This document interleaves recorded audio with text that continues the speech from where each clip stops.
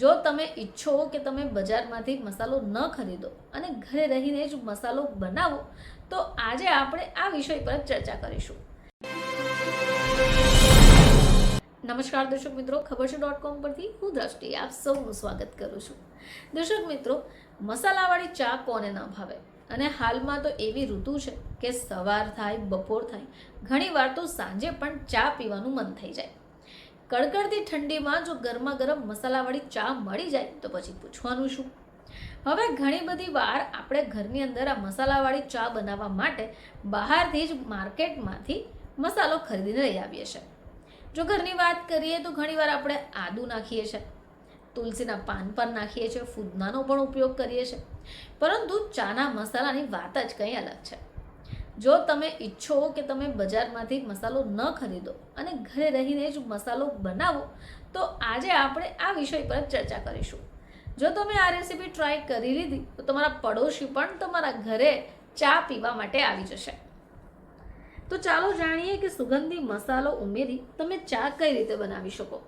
તો શિયાળામાં દરેક વ્યક્તિને ગરમા ગરમ મસાલેદાર ચા પીવાનું મન હોય છે। હવે આપણે ચામાં અલગ અલગ મસાલા પણ ઉમેરીએ છીએ જેનાથી એનો સ્વાદ વધે, પરંતુ એક સિક્રેટ મસાલો પણ છે જે આજે અમે તમને જણાવવા જઈ રહ્યા છે।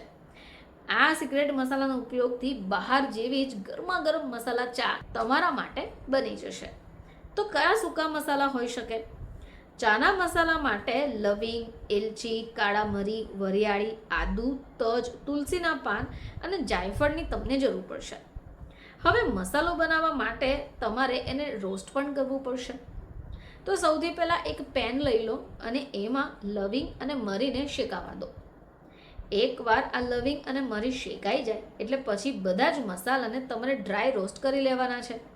હવે આ મસાલા એટલે કે જે આપણે મરી, તુલસીના પાન, વરિયાળી, લવિંગ, એલચી, કાળા મરી લીધા છે એ દરેકને જ તમારે આ જ રીતે શેકી કાઢવાના છે।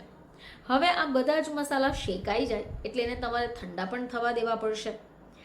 એકવાર એને પેન પરથી ઉતારીને ચેક કરી લો।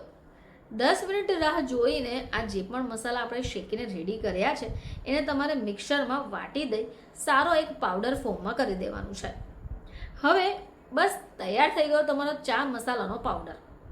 હવે જ્યારે તમે ચા બનાવો છો તો લગભગ 1/4 જેટલી ચાનો મસાલો તમારે તમારી તૈયાર થતી ચામાં એડ કરી દેવાનો છે અને પછી એને બરાબર ઉકાળવા દેવાનું છે। એકવાર સુગંધ આવવાની શરૂ થાય, થોડો રંગ બદલાય એટલે ગરમા ગરમ સર્વ કરી દેવાનું છે।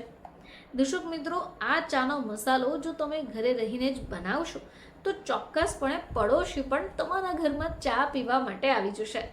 શિયાળામાં આ સુગંધી મસાલો ઉમેરીને ચા બનાવવાથી ચા પણ ખૂબ ટેસ્ટી બને છે।